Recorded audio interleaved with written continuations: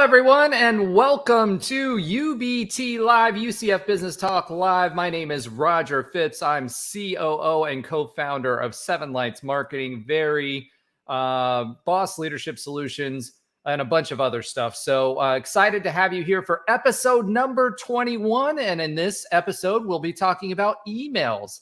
And to help me with that this week, since it's an all marketing show this week, I've got Alan Levin, so let me bring him into the stream.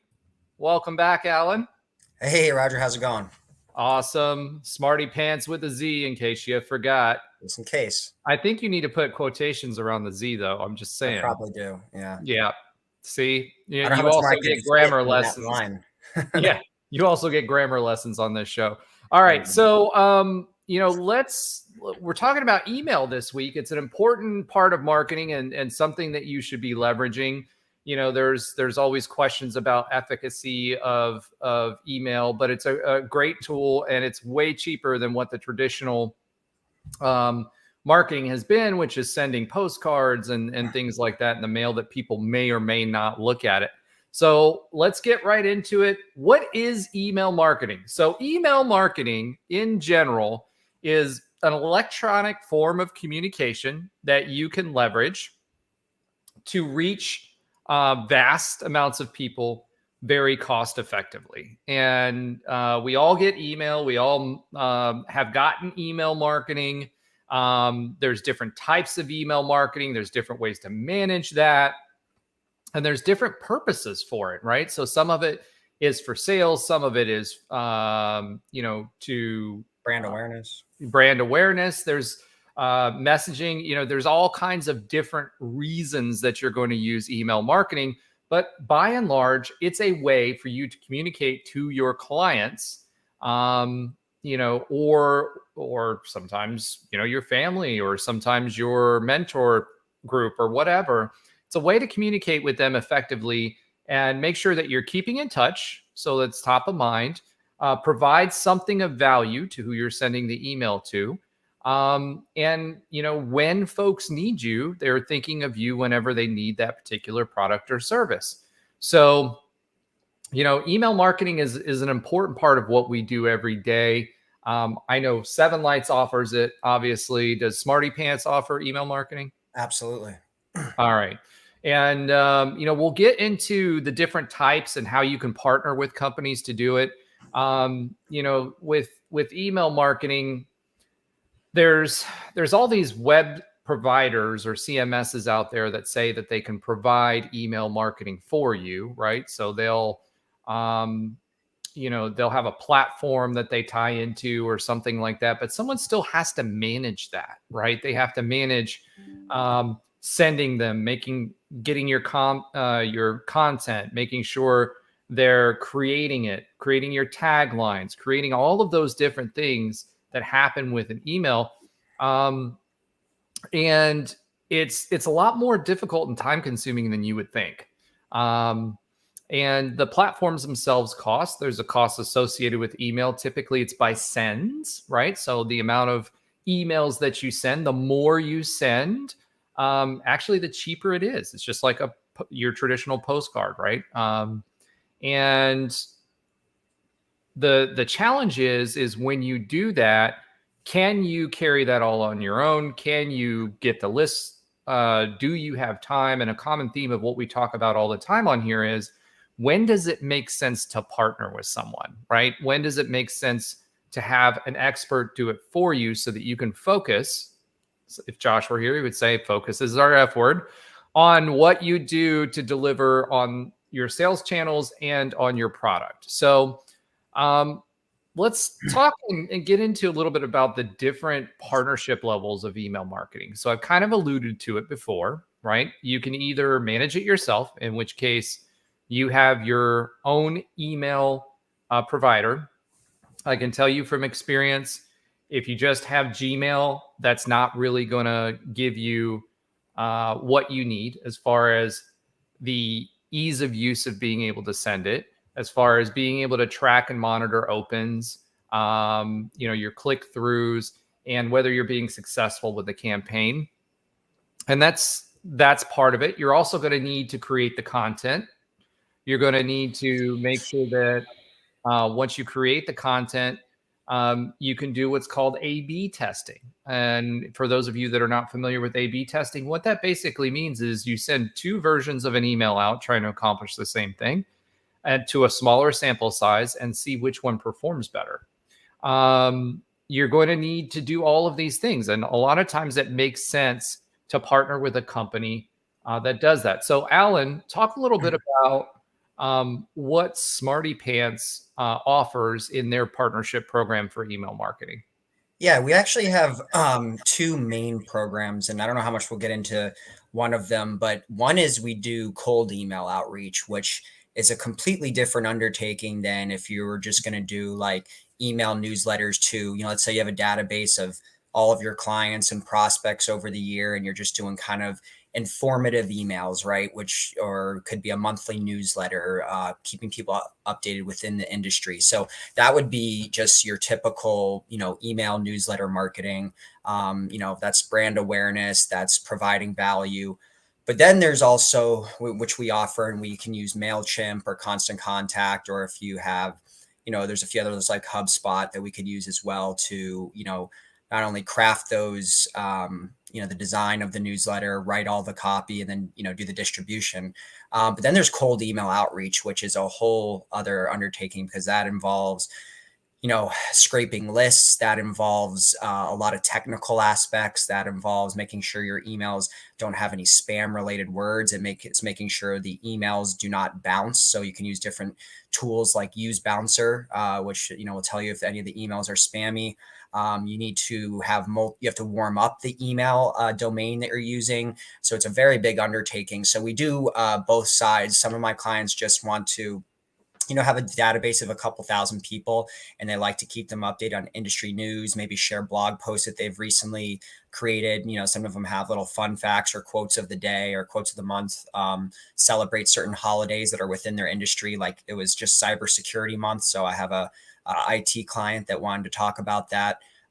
So, that's great for them. And then I have other ones that are looking to generate leads, with their email, and we want to get a big list together and do a cold outreach program, which, the numbers on that, the conversions on that are definitely smaller because it's a volume play, but it opens you up to a lot of possibilities.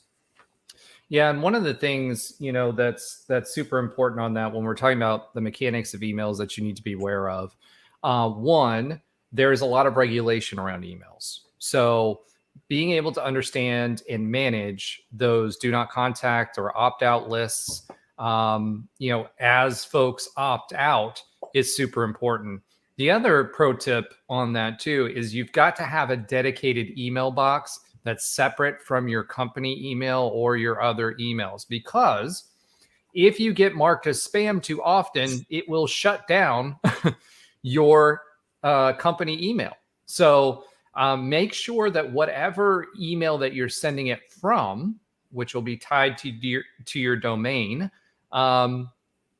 make sure it's separate from that so that it doesn't get blocked. Because if it gets blocked, then any emails that are coming from that domain will be blocked. And that's a problem for you, because you won't be able to communicate with anybody on any from your main domain. Yeah, never, ever, ever do it from your main domain. I've heard of many people who've done that, and then they end up getting blocked, and it's a whole big mess.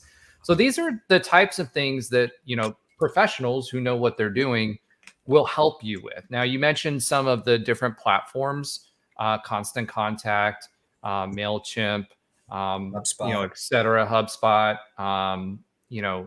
Squarespace has their own tool. It's not as robust.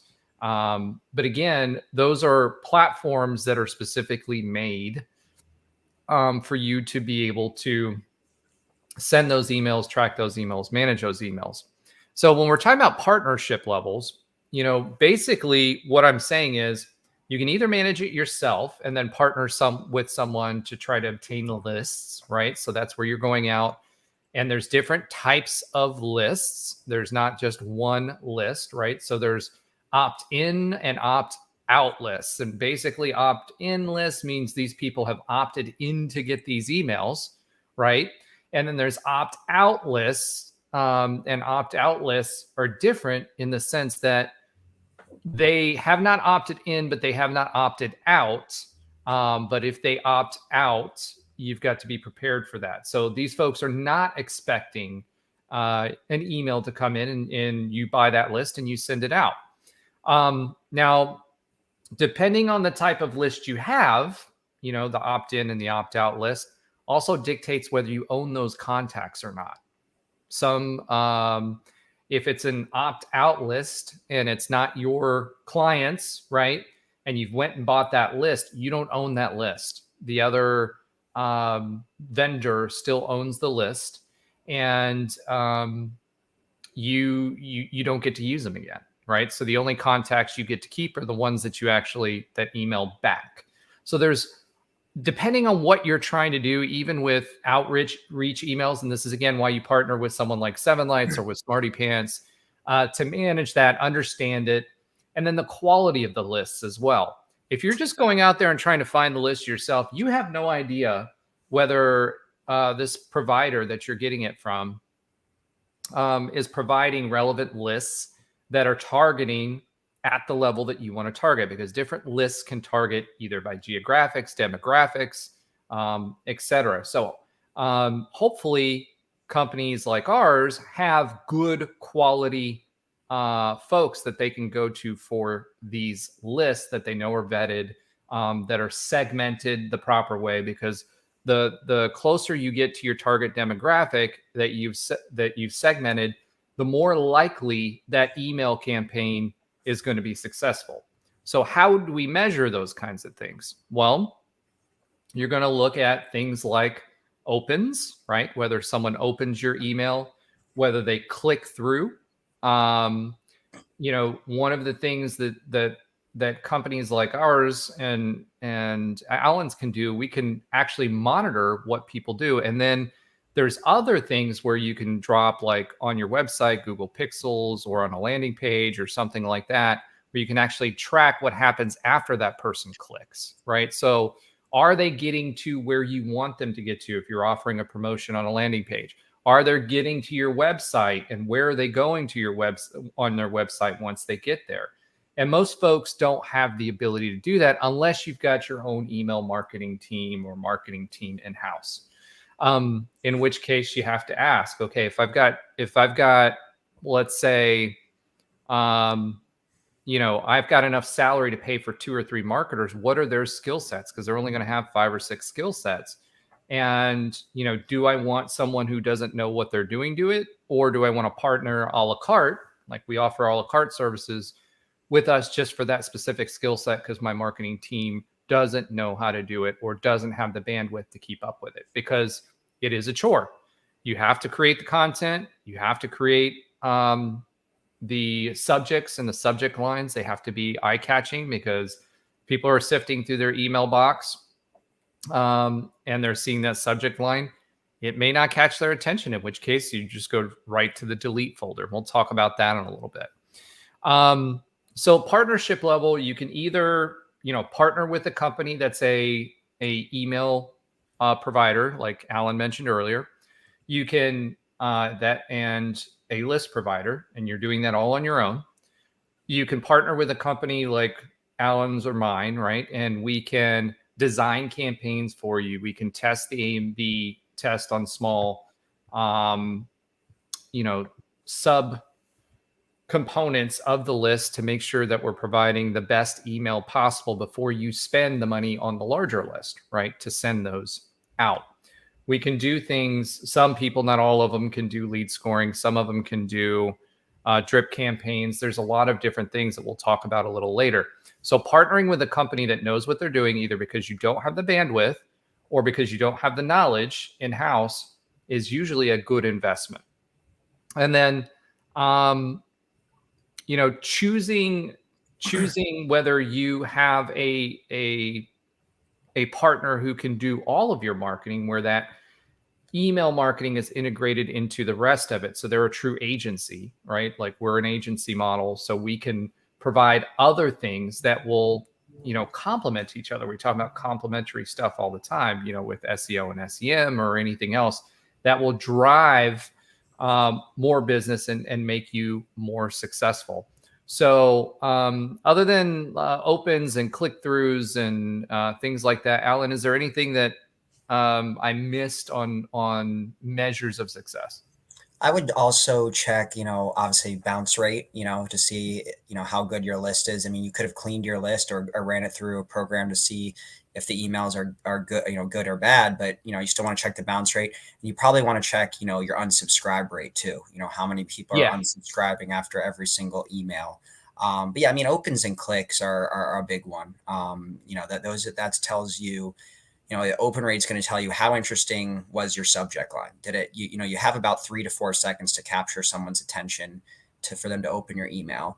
And then, the click-through rate is going to tell you if they read through your email. And I recommend having, if you're going to have some links in there, at least for a newsletter, not necessarily in a cold email campaign, because links can be actually a deterrent in those. But in a newsletter, if you're doing some sort of offer or promotion, you're going to want to have it several times throughout the email. So that will tell you how good, your body copy was. So yeah, but those are probably like the big 4 that I would look at. Yeah. And on the click-throughs too, if you have links, a lot of times if you have specific like sales initiatives that you're doing for a quarter or something like that, you want to have a landing page that you're driving them to for that, so you can segment out what that traffic is coming from and what for, right? So that's super important. And on the click-throughs, your open rate 2% is probably a good open rate, a really good open rate for an average email campaign, right? 2 to 5% is really the range that you're shooting for. 20% for the click-through rate is a good click-through rate. If you get 20% of the people open your email clicking through to where you're going, that's solid. Yeah. And that's way better and less expensive than the traditional postcard type links. All right, so let's talk a little bit more about the email lists. We talked about demographics. We talked about being able to segment your email lists. There's also waterfalls, if you're familiar with those. And what that means is that you have a group of an email list, right? And you have you can either buy a list that's already segmented, or you can buy a list and then segment it yourself, right? And when you segment it yourself, that means you're putting it through what's called a waterfall. And so if you have the capability in-house, basically what you're doing is you're taking the email list and all the demographic information that's available for them, and geographic location, age, all those different things. And you're dropping that into what we call a waterfall. What a waterfall is these are the things that you're wanting to exclude, right? If a person is out of a specific age range, if they're out of a specific geographic location, if they're out of a specific, or if they have certain characteristics. We used to do this with, car sales all the time, right? When you're putting a waterfall, one of the things you want to do when you're doing a car sale is you want to make sure that if someone purchased a vehicle within the past 12 months, you probably want to exclude them from your car sale notice. If they're 24 months or above, you want to include them, right? If someone's under the age of 18, they can't get a loan. So you may want to exclude them on there. But believe it or not, if you have an internal list or an external list that you're getting, like from Experian or TransUnion or someone like that, they're going to have that demographic information, and you're going to want to set up that list in a way that works for you, for whoever you're targeting. So either buy the list with a good partner or vendor that has already segmented it, right? Or a waterfall, which is what you're doing internally to segment it, to then provide it to whoever the provider is, or sending it yourself. So those are 2 different types of lists that you're going to get. Also, another thing that you want to do is the quality of list is, if you're only doing business in the United States, make sure that you're specific with that list provider that they don't include any external international clients. A lot of the times they'll drop a certain segment from Canada or Europe or something like that. And it's really important to know that, because the rules for emails are different for international clients, and it's less clients that you have that you can actually market to actually buy your product if you're only doing work in the United States. So the cheaper lists will have less segmentation, and they'll have some of those things sprinkled in that basically says the quality of the people that are in the lists are lower than what you would get if you pay a little bit more. Alan, do you have anything else about lists that you kind of want to bring up there?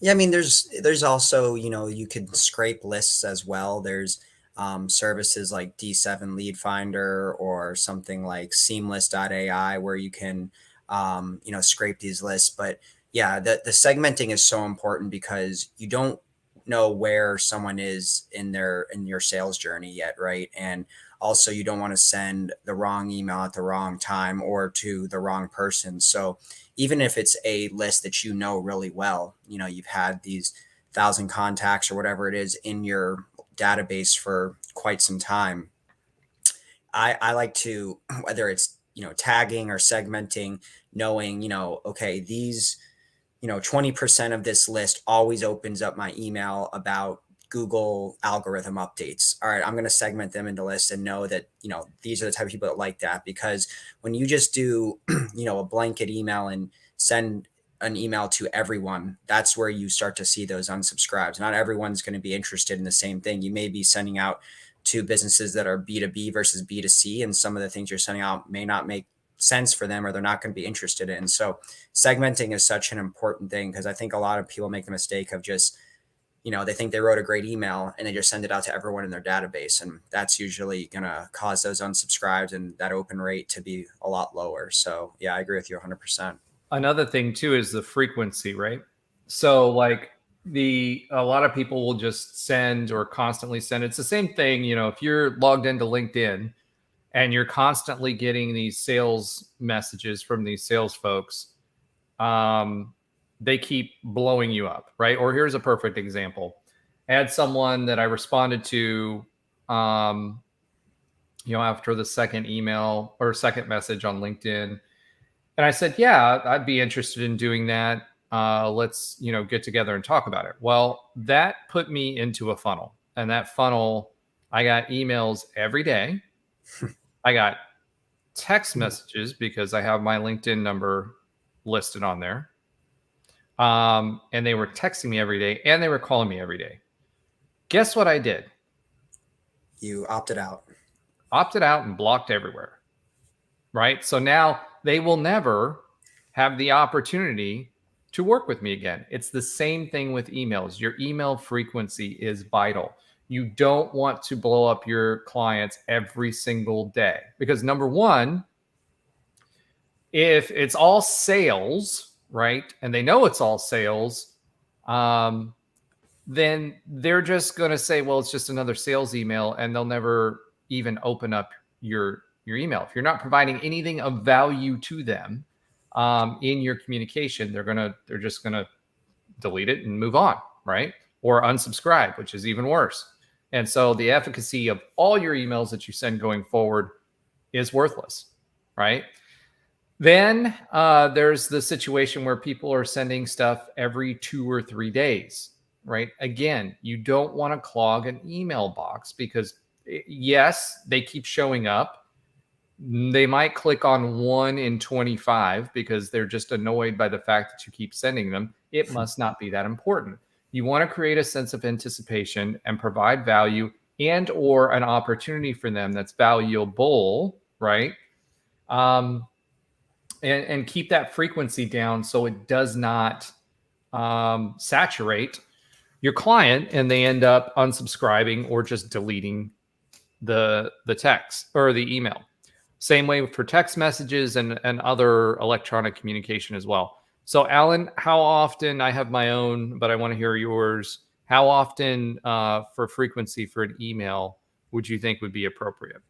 I mean, for us to my list, I've established a level of trust because my emails all provide value. Yes, there may be a sales element to it that's like, if you want to learn more, or something like that. But all my emails, whether they have a video contained in them or they're giving something of value, there's information that is, that people can use, and, it provides that value. So for me, I've found that my sweet spot is like probably 2 to 3 times a month I'm sending out emails. I don't, I found when I was even doing a weekly, I got a lot more opt-outs. So we shoot for about 2 to 3 emails a month. And there's some that are like zero sales, or even like not even a link in there, like not like a Calendly link, nothing like that. It's just to provide,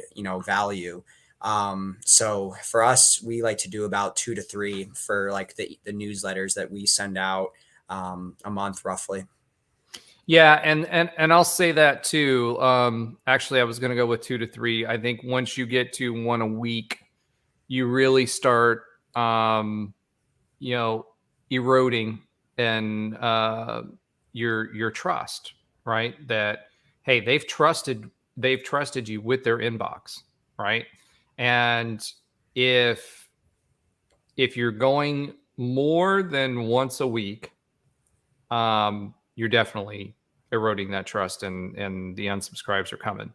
2 to 3 is what I was going to suggest as well. And I would say 2 more than likely, 3, depending on which industry you're in and what you're trying to achieve with the email. So let's talk about the components. So we kind of been mentioning the subject line. Your subject line has to be catchy, right? It can't be buy now or big sale or blah, blah, blah. It has to be something that's catchy, that's creative. It's your opportunity. Think of it like a billboard, or thinking about it like a advertisement, right?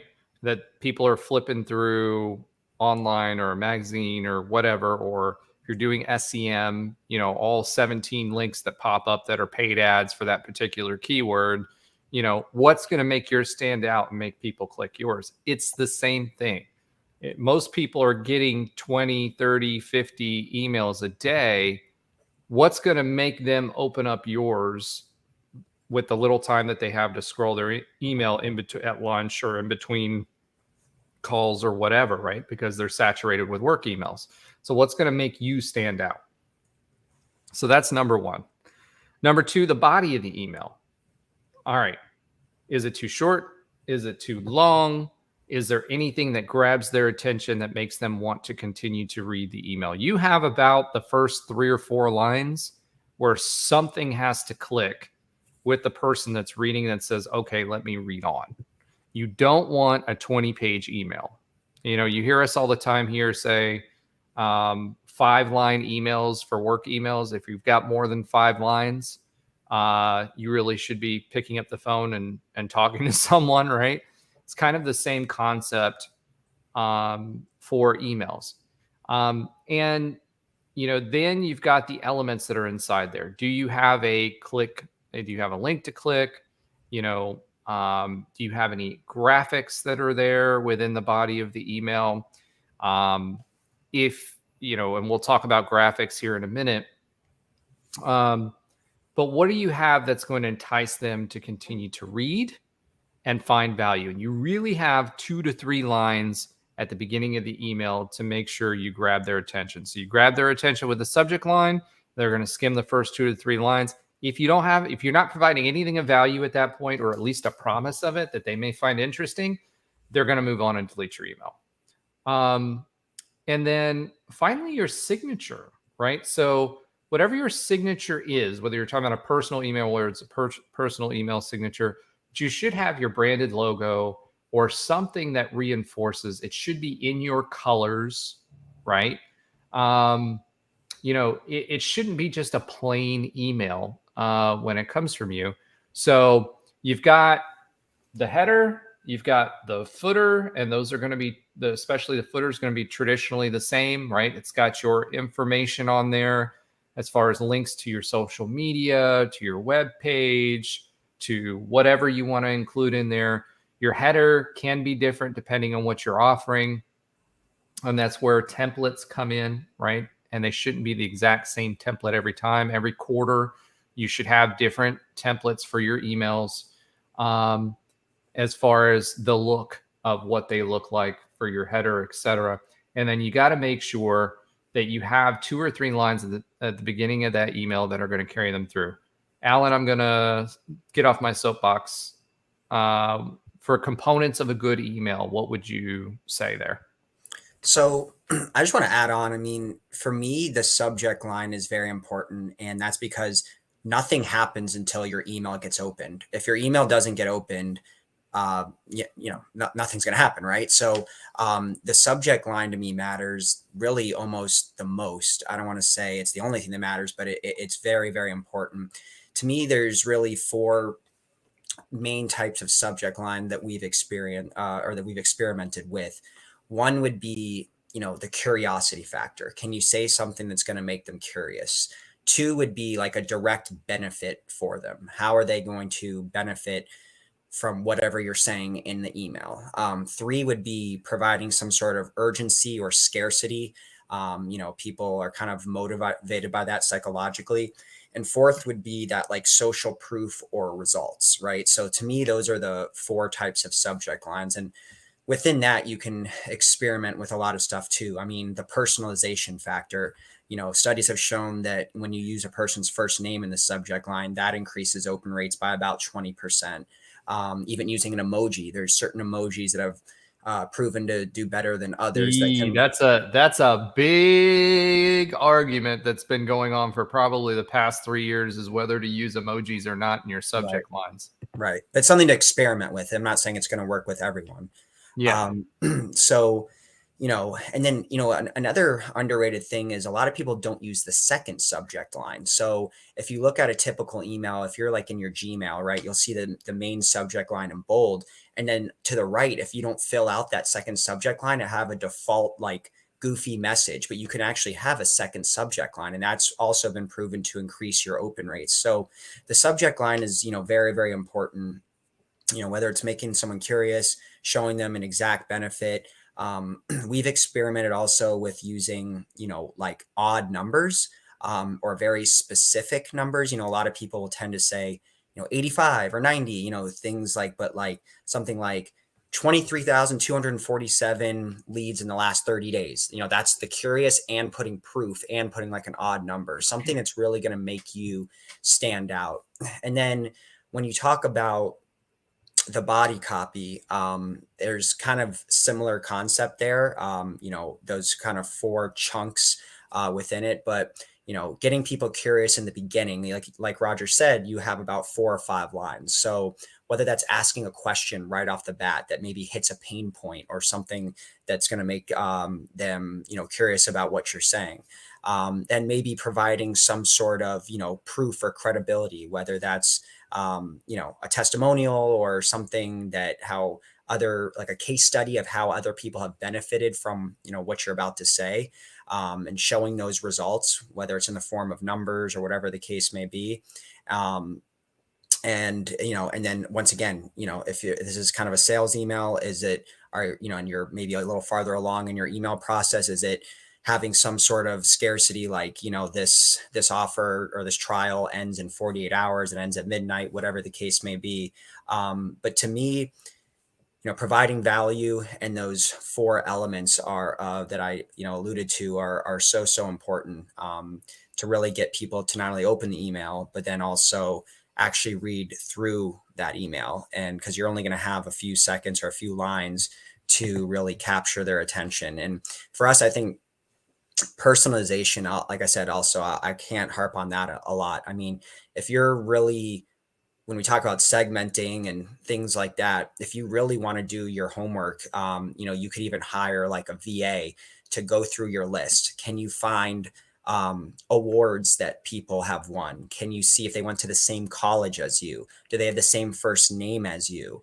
Has their business been honored in some way? Have they been featured in a news article? Anything you can do to personalize it and show that, hey, this isn't just some mass email I'm sending to everyone, I think will, set you apart from your competition.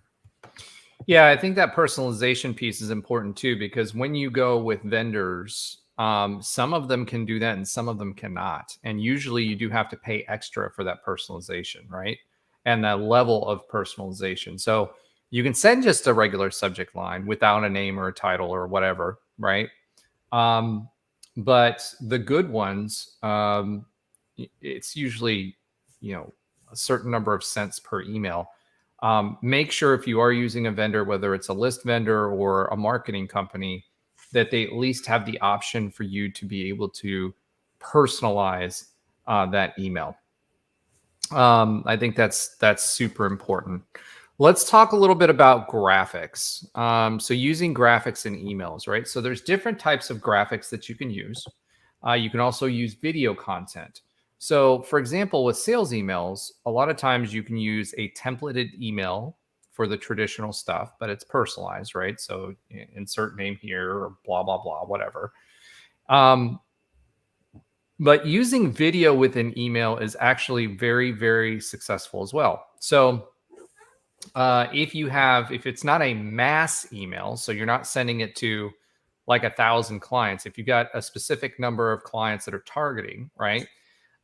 You can use that template and give that to your sales team, but ask your sales team to utilize a recording platform that you can then turn around and have them do a short 30-second video that's personalized for that individual. So you can say like, hey, so-and-so, I know that you're an amazing XYZ, and we'd love to work with you. We've got this, that, and the other, and this is why people, work with us now. I'd love to have a conversation to do this with you. And if you start it with, I recorded this video for you, and it's actually recorded for them and not just a templated, I recorded this for you. You're inserting their name, doing something like holding a sign with a logo or a name on it so that they know. It's kind of like, the hostage situation where you're holding up the newspaper to say, yes, I'm still here.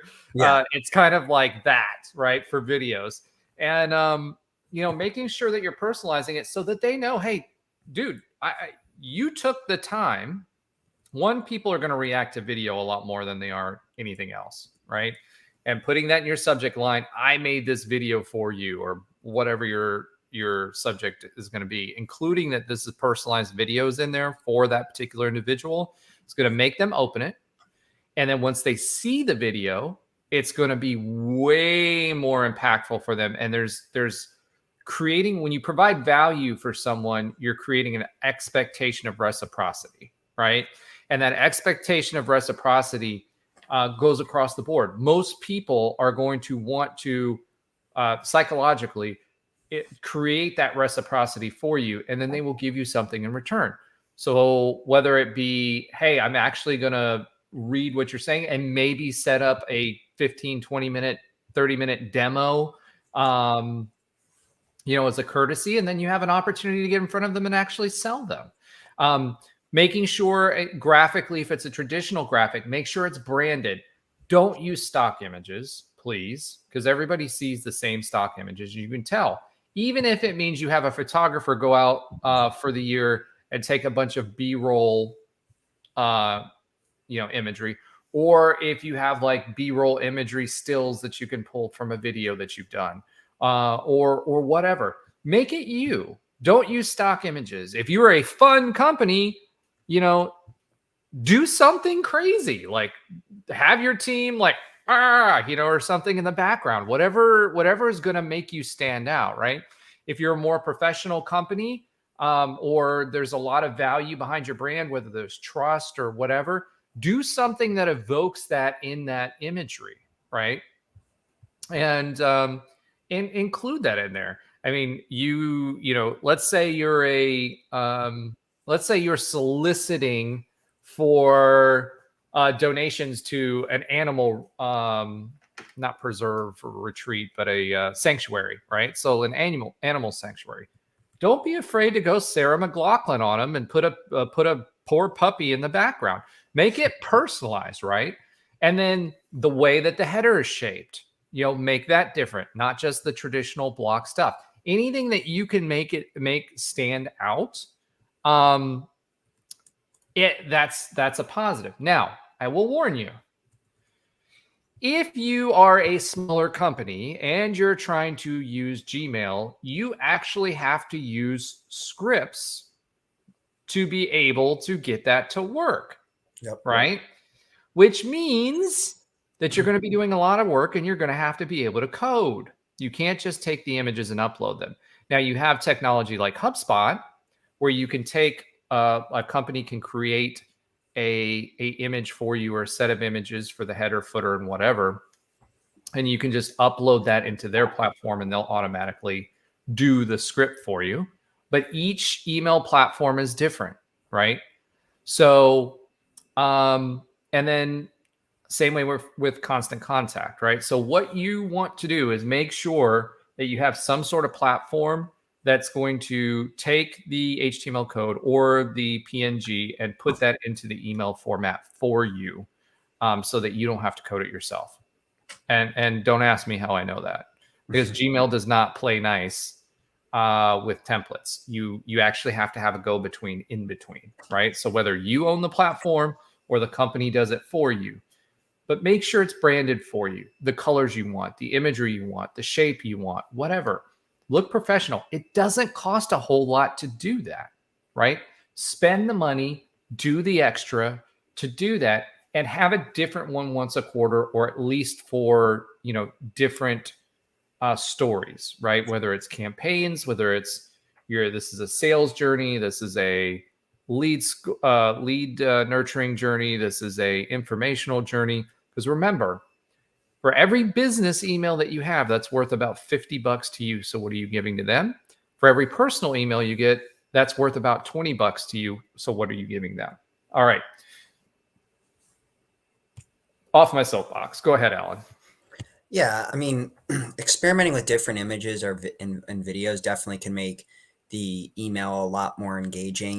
We've even done things like use GIFs, whether you use a website like Giphy or EasyGIF, GIF, however you say it, .com, to insert those into the email. That could be, like a pop culture one that everyone knows. Those have done, fairly well.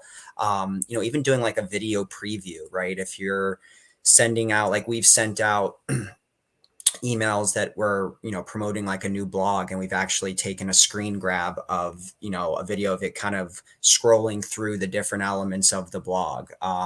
If we're sending out a lead magnet, show a preview of that actual lead magnet, a real picture, authentic, like you said, not using any stock imagery.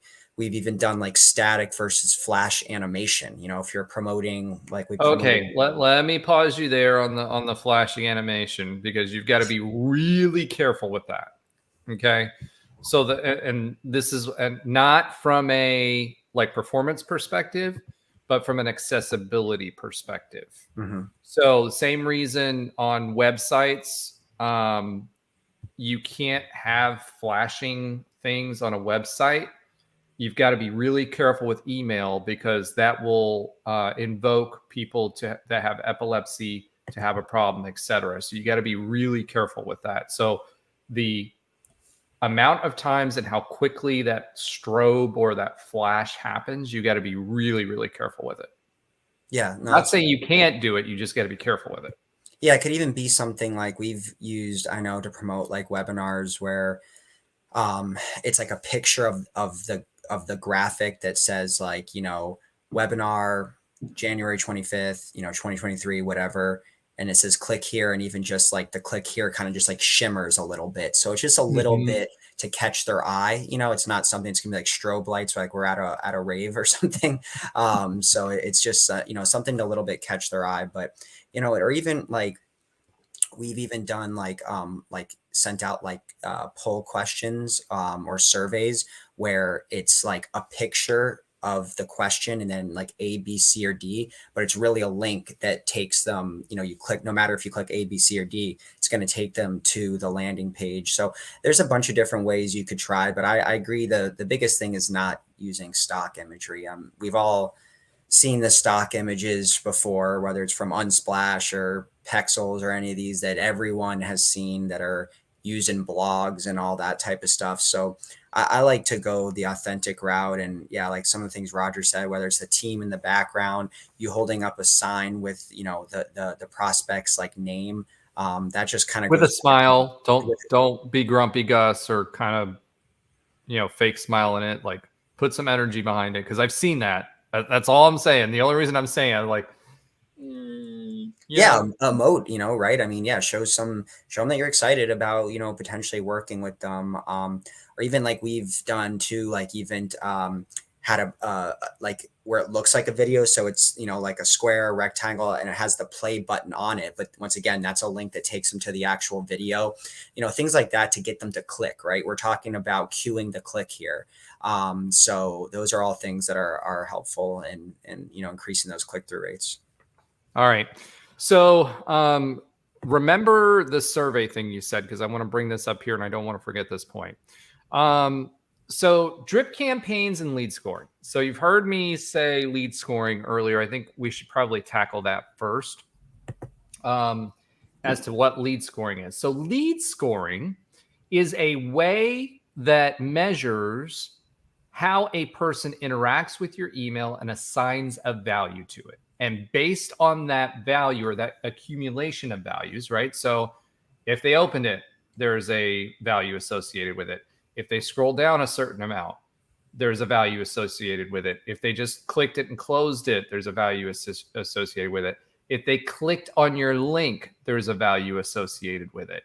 So all of these things add up, right? And when they add up, it creates a score. And the purpose for that score is so you can track the relative performance of that email and dictate on a drip campaign what that person is going to experience next. So what a drip campaign is it's a series of emails, right, that will dictate what the next email is going to be, right? So for example, if someone doesn't interact with your email at all, and let's say it's about, I don't know, let's use cars. Let's say it's about a car sale, right? They don't interact with it at all, then it scores very low. It moves into the second funnel. The second funnel is something that's complementary. Like let's say we're now talking about something in the sales or in the vehicle purchase process, right? Let's say it's, I don't know, you're providing them information about gap insurance. What is gap insurance? How much should it cost? Blah, blah, blah. Informational type stuff. If you're interested in more, click here. It takes them to, the auto where there's a pop-up or whatever, or something that talks about the sales process, right? If that doesn't work, then it may go to somewhere else. So again, it goes all the way through that process based on the scoring that you've provided, which generates logic, which tells them which emails to generate next, right?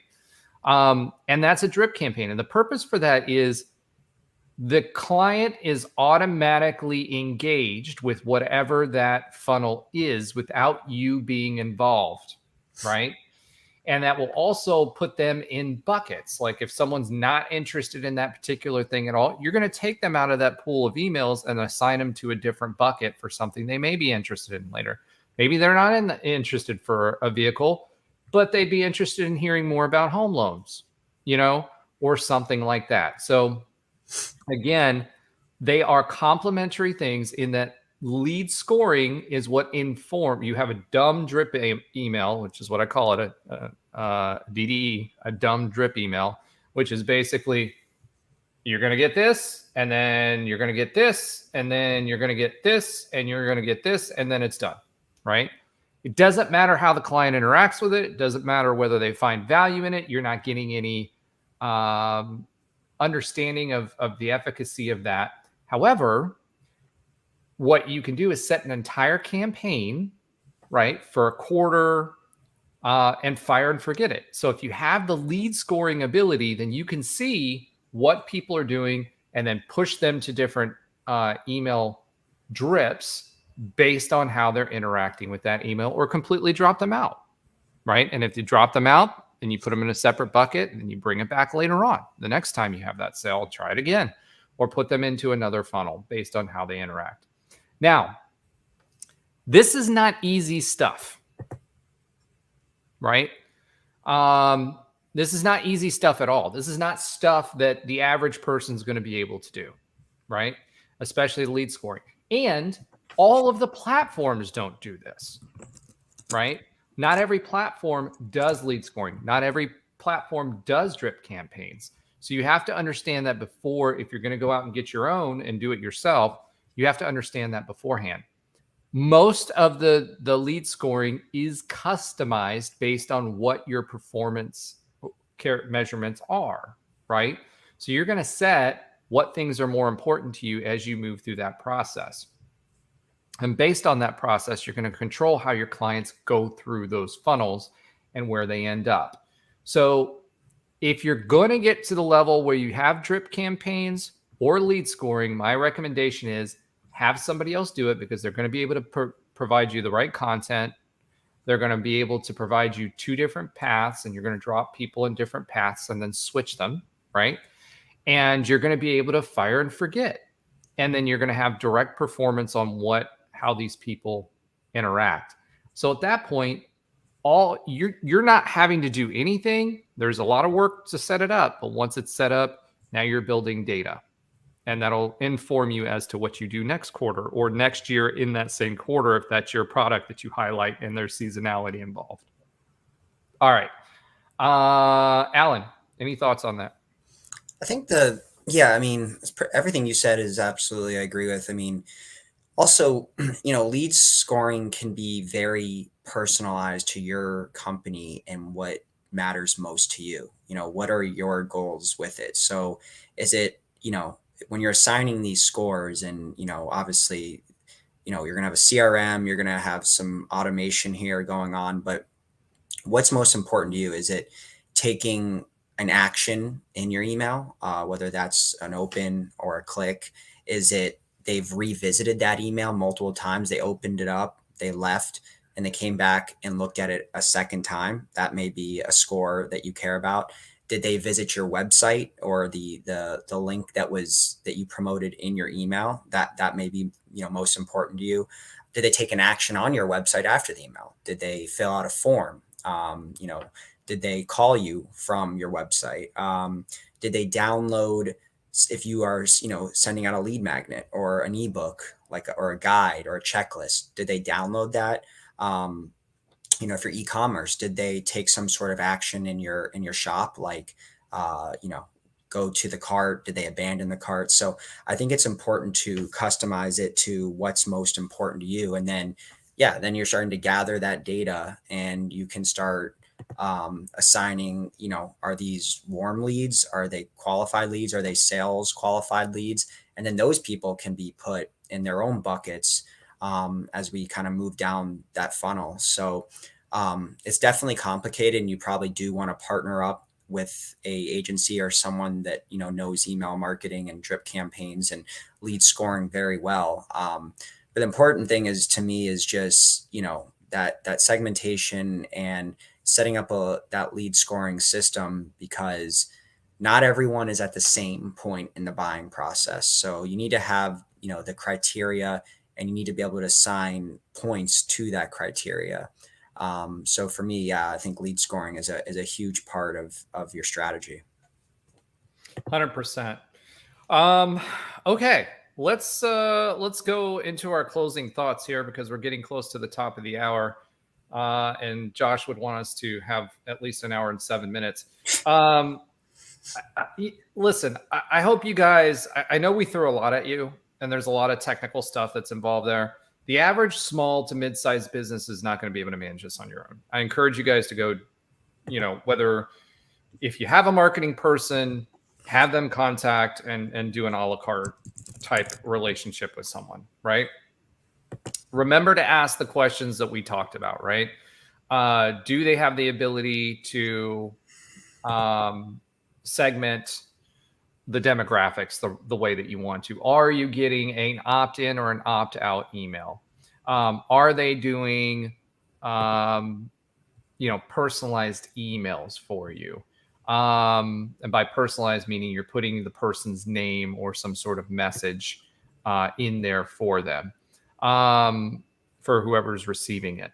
Can they do lead scoring? Can they do drip campaigns? And you may not be at a level of complexity where you need that, but at least know what they can do. Same way if you're going to do it in-house. If you're going to do it in-house, you need to be looking at the same things when you're looking at the platforms that you're looking at executing your email drip campaigns on. You need to understand, can this do a drip campaign? And you'll get in there with some of these salespeople and they're like, yeah, this is our version of a drip campaign. If they say our version of anything, it's not a drip campaign, right? And it should be something that you can customize and fire and forget. So if anyone has a platform out there that they're trying to sell you and they, come out there and say any of those things, walk or run if you're trying to manage it on your own.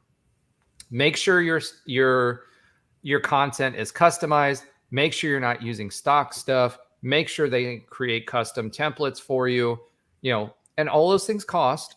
But what you want to do is be able to segment as much as possible so that you have the highest rate of success. You want to personalize as much as possible so you have the highest rate of success. And you want to, if you can, understand as much as possible about the behavior, either through A/B testing or what they're doing, so that you can adjust and pivot, like we talked about last week, when you need to, right? Understanding that pivot point in your marketing. That's really kind of what I want to touch on. And make sure that, if you are working with someone else, hold them accountable. You want to see the numbers, have them explain the report to you. Look for the click-throughs, look for the opens. And then most importantly, make sure that those click-throughs are translating to dollars back to your budget. So when you're running one of these campaigns, make sure you're seeing an increase in sales in whatever that particular thing is. Also, make sure to use a landing page if you're using a specific sale or something like that, because that will tell you how many of those people are actually going through the website and where they're going on the website. So, all right. Alan, thoughts? My thoughts are, sometimes you see these, trendy articles as email marketing dead. And I'd personally like to say I'm still a big believer in email marketing. And I think it's still extremely relevant in 2023 and will be for quite some time. I mean, when you talk about it's targeted, the cost effectiveness of it, this isn't something like a Google PPC campaign where you could be spending thousands per month. You have measurable results. You can build and nurture relationships. And the biggest thing to me on its relevancy is ask yourself, do you email or do you receive or send emails every single day of your life? And I think probably 99% of people would say yes to that question. So, I think it's still a preferred medium of communication. And if you do it correctly, it can be very profitable and a great way to, like I said, nurture those relationships. And I think the results are so easy to measure. If if you're working with a partner like Roger and I have alluded to throughout this podcast. So, if you want to get into email marketing, feel free to contact, a good agency about that. And, if you do it the right way, it can be a very effective and cost-friendly tool for your business. Yeah. So you didn't remind me, and I know I talk a lot, so you didn't stop me and hit me over the head with the survey thing. The one thing I wanted to say about the survey, if you include a survey in your emails, it's actually great information. Use it as a way to direct them in their path and drop them into the funnel that makes the most sense for them, right? That gives you information that you can use to then market to them. So make sure you're keeping track of who is answering what in those surveys. All right, that's all we have for this week. There's usually 3 or 4 of us on this thing, and there's only 2 of us this week. And we don't have Josh, so we were as long-winded as I am. We don't have two long-winded people on here. Alan, why don't you tell people how they can find you? Absolutely. So you can find me at smartypants with a Z marketing.com. My email is alan@smartypants with a Z marketing.com. And as always, you can find me on LinkedIn under Alan Levin. I'm very active on there.